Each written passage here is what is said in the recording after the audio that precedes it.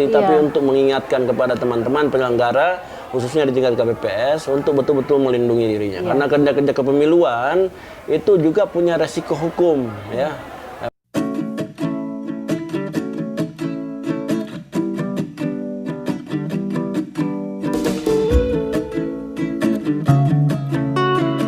Halo teman-teman penyelenggara, ketemu lagi dengan saya Gunawan Mashar, anggota KPU Makassar, Divisi Teknis Penyelenggaraan. Kita bertemu lagi di obrolan kita Nope Notula Pemilihan. Teman-teman sekalian, jangan lupa subscribe-nya, jangan lupa juga bunyikan loncengnya untuk dapat update-update dari kita, ya. Kali ini kita kembali berbincang dengan tamu saya, bukan tamu sebenarnya, ya, yang mendampingi saya, ya. Kali ini saya hadirkan salah satu staf saya divisi teknis di KPU Makassar. Dulu waktu pemilu 2019, staf saya ini menangani operator situng, ya, operator situng. Sekarang juga banyak menangani hal-hal strategis yang terkait dengan persiapan pemilihan kita. Ini Ibu Yuswita. Ya. Sehat, Bu Wita? Alhamdulillah. Sehat ya? Ya. Sehat ya? Sehat. Alhamdulillah ya. Nggak perlu kan ya? Agak flu sedikit ya. Iya, tidak apa-apa ya. Namanya juga saya kira bukan cuman ramai pandemi, tapi juga sekarang kan musim pancaroba ya. Sudah bulan Desember, ini sudah sering hujan Makassar ya. Saat ini tahapan kita sudah istilahnya sudah lucu-lucunya ini. Sudah sibuk-sibuknya. Sudah banyak kesibukan ya. Saya yakin juga di teman-teman staf juga saking banyaknya ini mungkin sempat stres apa segala macam. Ya mudah-mudahan tidak, Bu Ita ya.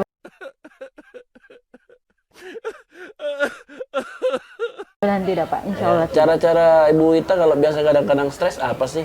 Siapa tahu bisa berbagi dengan teman-teman penyelenggara. Kalau capek, lelah pasti ya, karena seperti yang kita lihat di saat mulai tahapan sampai sekarang ini kita masih, kalau untuk liburan itu tidak ada ya, sudah tidak ada ya. Kita, ya. Cuman karena kami bekerja dengan betul-betul menikmati pekerjaan, jadi itu tidak menjadi beban buat kita semua. Salah satu cara untuk mengatasi stres biasanya Bu Ita apa ngapain?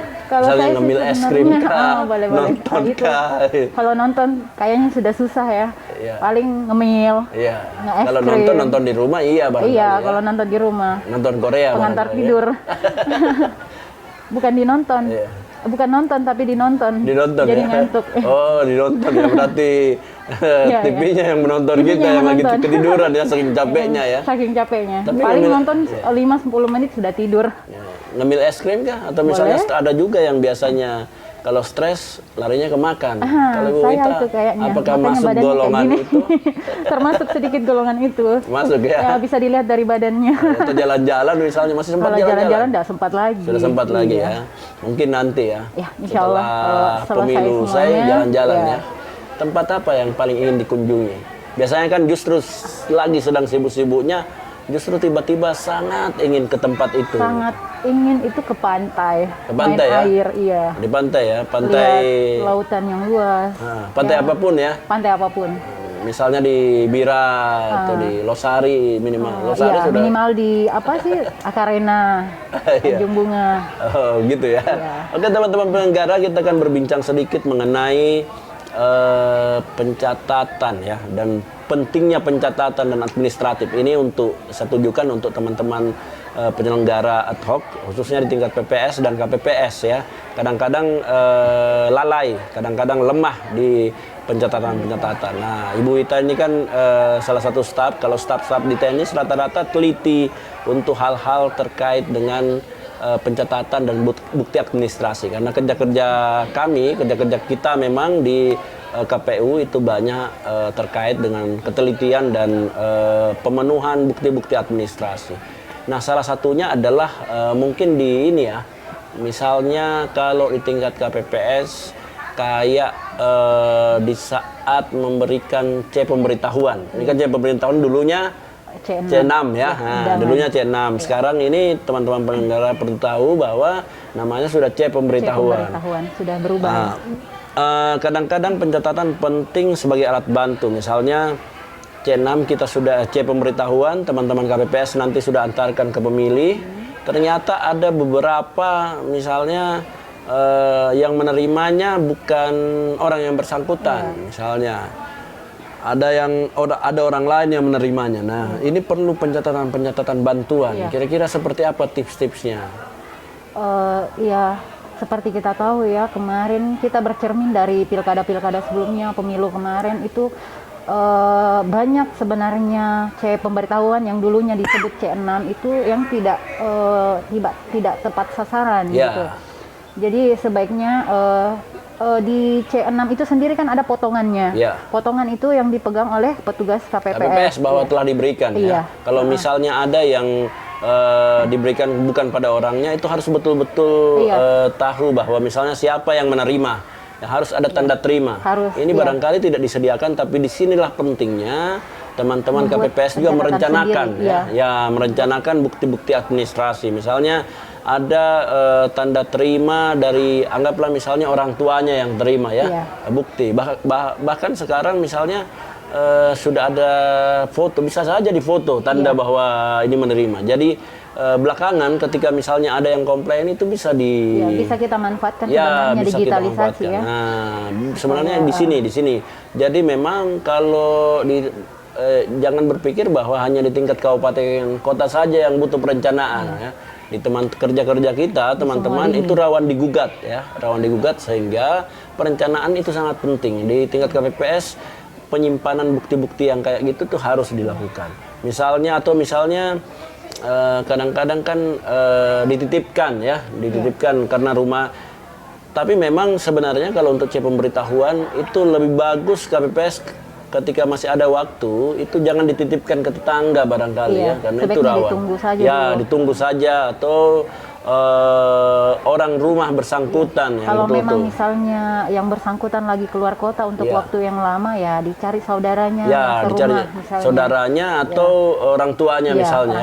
Itu pun dengan catatan ada tanda terima. Nah, jadi satu waktu nanti misalnya datang ke TPS mengaku bahwa tidak mendapatkan, itu bisa diperlihatkan. Ini makanya bukti. Sebaiknya lebih bagus difoto sebagai dokumentasi. Kemudian masa hanya foto-foto selfie yang sering itu kadang-kadang foto-fotonya juga dimanfaatkan untuk kelengkapan administrasi. Melindungi kita juga sebenarnya untuk KPPS terutama untuk KPPS itu melindungi dirinya karena tidak menutup kemungkinan KPPS juga bisa digugat. Ini juga banyak yang disepelekan. Bukan kita menakut-nakuti, tapi untuk mengingatkan kepada teman-teman penyelenggara khususnya di tingkat KPPS untuk betul-betul melindungi dirinya. Karena kerja-kerja kepemiluan itu juga punya resiko hukum banyak misalnya tindakan-tindakan yang bisa berdampak pidana ke kita terus jejak administrasi lain selain C pemberitahuan juga ada absen Nah, ini Bu Ita yang penting. Pengalaman seringkali misalnya mendapati dulu kotak suara yang ternyata absennya tidak diisi Itulah kadang-kadang kalau mudah-mudahan pada saat hari H nanti ini kan kita lagi pandemi COVID-19 itu ini sudah ada waktu-waktu diberikan kepada wajib pilih nanti. Jadi pada saat hari H nanti mudah-mudahan tidak seramai yang dulu Kalau dulu kan kadang-kadang KPPS kita keteteran karena terlalu banyak pengguna hak pilih yang datang. Mungkin dia sempat kita tetap butuh pengguna hak pilih datang. Hanya saja kan alhamdulillah di C pemberitahuan kita sudah atur jadwalnya sudah dijadwal. Jadi teratur. Jadi tidak ada lagi kerumunan di TPS. Kalau saya yang paling penting sebenarnya di administrasi kalau di absen banyak yang lupa absen padahal absen itu penting ketika misalnya ada persoalan-persoalan mengenai data pemilih. Data pemilihnya. Jumlahnya tiba-tiba setelah dihitung surat suaranya ternyata ada beda dengan absennya. Kadang-kadang juga kesalahan-kesalahan teman-teman KPPS terlalu tergesa-gesa ke PPS 4 ke PPS 5-nya Misalnya hanya daftar DPT saja yang dilingkari. Tapi tidak disuruh isi absen. Padahal absen itu tanda tangan itu perlu. Tanda tangannya. Sekarang ini absen agak lebih bagus teman-teman penyelenggara itu absen lebih bagus karena absen sekarang salinan DPT itu langsung dimasukkan di absen. Iya.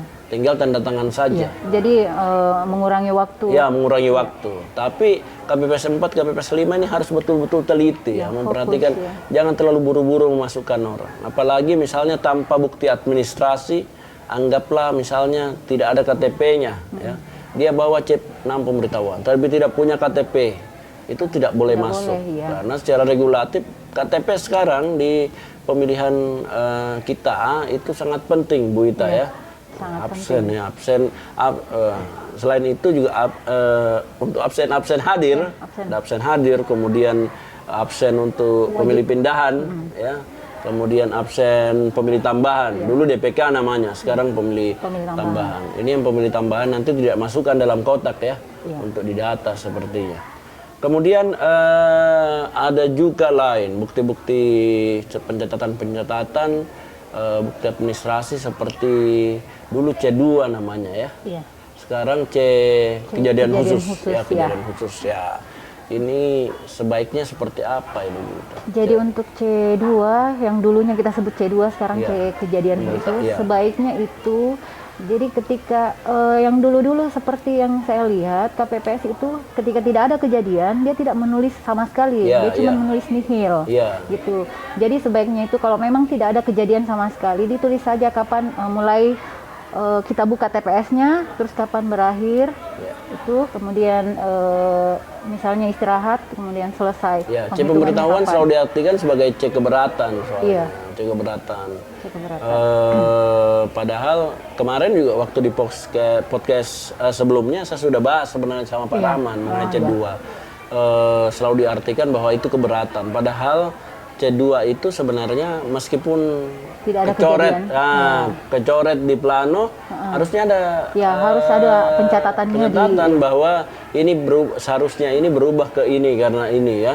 Sehingga kita yang saat rekap di tingkat kecamatan atau tingkat kota, kita melihat plano yang tercoret itu langsung ada jawabannya di C kejadian khusus ya.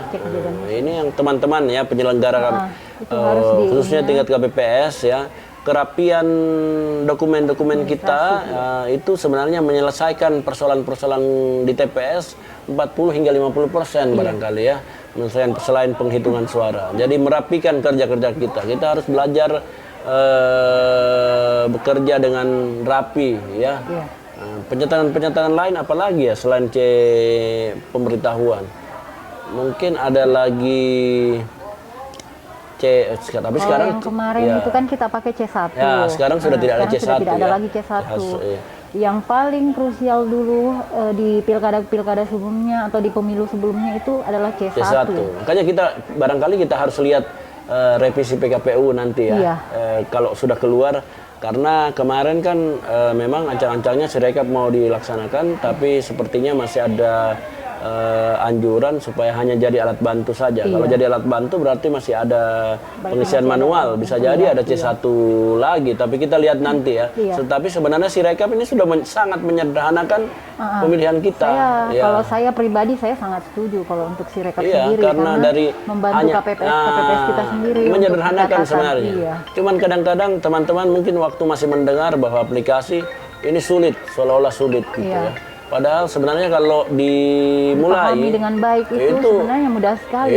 Memudahkan sekali untuk KPPS kita. Iya, memudahkan. Sederhana dipakainya juga. Langsung dipoto selesai. Kalau mungkin kita berbicara untuk pilkada ini hanya 6 lah ya.